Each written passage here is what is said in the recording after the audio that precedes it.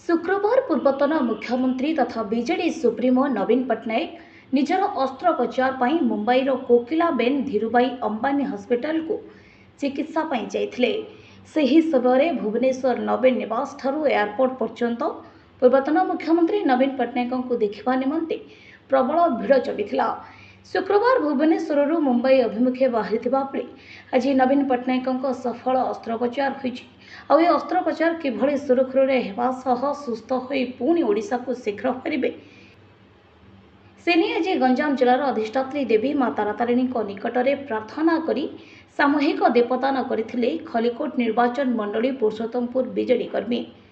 तमाम राज्यवासी भल पाइबा और भगवान आशीर्वाद जो नवीन पट्टनायक अस्त्रोपचार आज सफल होइछि।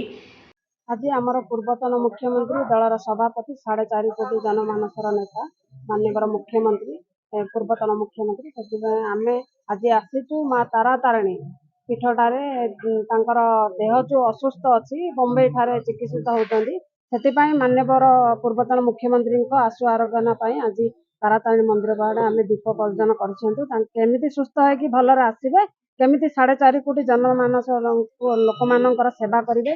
जितेबाला पूर्वतन मुख्यमंत्री नवीन पट्टनायक जितेबाला नामांकन दाखल करने को जाऊे से माँ तारा तारिणी पीठठारे माँ को प्रार्थना करके नामांकन दाखल करुले से आम आशु आरोग्य कामना करुँ शीघ्र आसवे। सर्भिकल आर्थराइटिस रोगर चिकित्सा से मुंबई जाइथिले। सेठारे से कोकिलाबेन धीरुभाई अंबानी हॉस्पिटल रे ऑपरेशन कराइथिले। डाक्टर रमाकांत पंडा तत्वावधान रे हेतुला चिकित्सा तेबे ऑपरेशन सफल हेबा परे से 2 दिन ऑब्जर्वेशन रे रहिबे एवं 5 रु 6 दिन भितरे से डिस्चार्ज हेबा नै सूचना मिलिछि।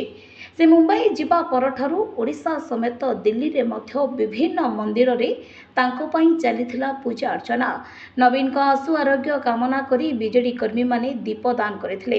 तेबे नवीन पट्टनायक मुख्यमंत्री थिबा बेले जन्म ठारू मृत्यु पर्यंत अनेक योजना करथिले जहार सुफल आज मध्य पाउछंती लोके। तेणु एभली जने जननायक तथा लोकंक सेवक सुस्थ होई शीघ्र घर को फेरंतु बोली बा राज्य को फेरंतु बोली कामना करिसंती बीजेडी नेता और कर्मी। एही दीपदान कार्यक्रम रे खलिकोटर पूर्वतन विधायक सूर्यमणि वैद्य बीजेडी नेता शुभ्रांशु शेखर सावत नीलांचल पंडा समेत बहु बीजेडी नेता और कर्मी उपस्थित रहिथिले।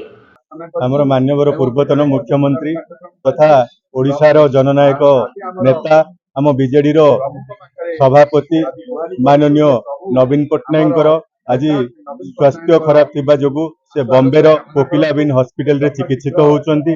तांकर जो अधिष्ठात्री देवी अच्छा माँ तारा तारिणी दक्षिण ओडिशार समस्त अधिष्ठात्री देवी माँ तारा तारिणी पाखरे आमे दीप जाली तांकर दीर्घायु एवं भल भाव केमती से सुस्थ होइकी ओडिशा को पुणी फेरंतु ओडिशा को जो परिवार बोली भाविचंती से परिवार सदस्यंकर पुणी से दायित्व नियंतु बोली आमे माँ तारा तारिणी पाखरे एतिकी विनती करूछु। देखंतु 4.5 कोटी ओडिया जनमानसर जी नेतृत्व नौथिले जी हृदय रे बसवास करचंती से माननीय पूर्वतन मुख्यमंत्री नवीन पट्टनायक विरोधी दल नेता से आज मुंबई रे चिकित्सित होउचंती एवं किछि एबे सुनिया पाइलु तांकर ऑपरेशन भी सक्सेसफुल होईची।